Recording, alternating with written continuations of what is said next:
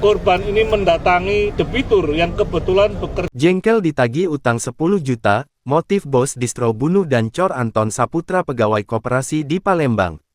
Polisi mengungkap dugaan motif pembunuhan karyawan koperasi yang mayatnya dicor di belakang ruko distro pakaian Mas Karebet, Kelurahan Talang Kelapa, Kecamatan Sukarami, Palembang.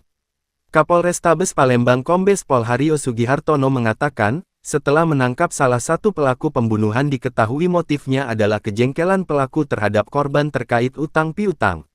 Motifnya sementara ini kejengkelan atau sakit hati yang dilatar belakangi utang piutang. Ini masih kami dalami secara sesama karena pelaku utama masih dalam pengejaran, yang pasti peristiwa ini pembunuhan berencana, kata Haryo, Rabu, tanggal 26 Juni tahun 2024. Diketahui, jasad korban Anton Eka Saputra dikubur lalu dicor di distro,